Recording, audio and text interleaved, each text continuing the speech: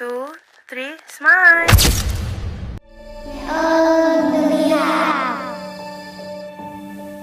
Aling Milagros! Aling Milagros! Nakapasa ako sa scholarship ng CARD! Makakapag-aral na ako sa tulong ng CARD! Ate, makikisilong ko sandali. Bading ka ba kagaya ng tatay mo? Bading ka pala eh. Tingnan mo. Sa ngit-ngit nga baybayon, kidlat mo itong Dahil si Rolando Bachansila. Karon Ginoo, tibok kasing-kasing kong ginasalig, kami mo ang akong kapalaran. Ilan lang ang mga eksenang yan sa mga finalists sa katatapos ng Cinemaya Film Festival, isang kakaibang paligsahan ng short films. Gawa mismo ng mga borrowers o members ng tinatawag nating microfinance companies. Sa kanila na ring storyline or narrative, na ilahad ng mga members ang kanilang struggles at successes para maintindihan ng iba ang kanilang dinadaanan o pinagdadaanan.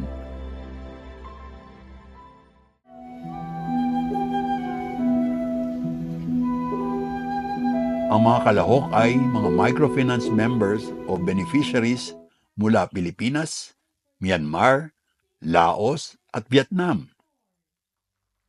Maraming salamat ulit sa ating presidente ng 20 Production. Sa mga panauhing pandangal, mga kaagapay sa microfinance, microinsurance, social development industry. This festival is not just, it's not merely a festival. It is actually life, giving life, giving life. Giving life. We started this siguro after the pandemic. After so many deaths, we were thinking of our clients, our beneficiaries, and we wanted them to, we wanted us to give them voice, to hear their voice.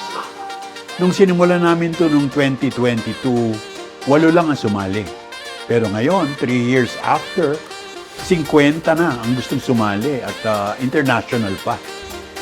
Ang ilan sa mga nanalo ngayong taon ay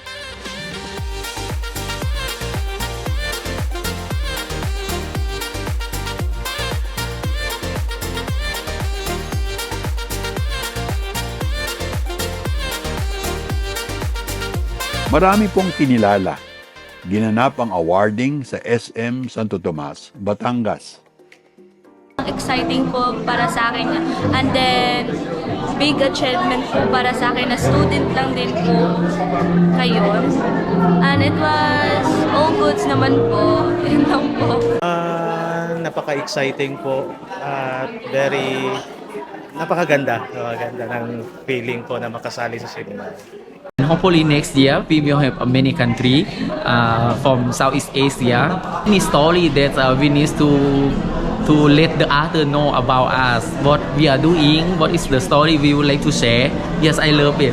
Such a wonderful event, and congratulations to everyone who really did their best to make the event such a success. So yeah, congratulations to all the winners. We really Noong ding event na yon, nagkaroon ng special screening ang pelikulang I Remember You, isang feature-length film that I wrote and directed. Sa ilalim ng 20 Productions, katuwang ang Road One Pictures.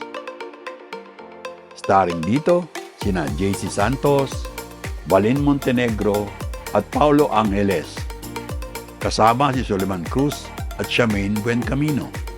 Based on true stories sa Boracay, umikot ang kwento at pananaw ng isang empleyado ng microfinance bank. Kabilang din po ang lokal na artista mula Iloilo at ibang bayan sa Panay na idinaan namin sa acting workshops. Sa pelikulang I Remember You, nilahad namin ang struggles ng komunidad na umuumpog sa personal struggles. Papaano mo masusolusyonan ang problema sa trabaho kung ikaw mismo ay may binubunong personal na problema? Kung ikaw ay umuunawa sa mga may utang na pera sa inyo, Kaya mo bang magpatawad ng mga taong nanghiram ng iyong puso? Ay, naiyak ako. Promise. Napakaganda. I think mapapaluha sila kasi nakikita talaga kung ano yung anong purpose yung ginagawa namin at ano talaga yung gusto mangyari ng microfinance institutions all over the Philippines. So, Art is not the privy to the elite. Art is for the community. Art actually stems from a community activity. No, hindi po siya exclusive. It is not just for the so-called talented. Art is for everybody. Naging maganda yung feedback sa aming film festival na Cinemaya at sa aming full-length film na I Remember You. Kanya this coming year, palalawigin pa namin ang aming film festival at ang aming film production. Magkita-kita tayo muli next vlog.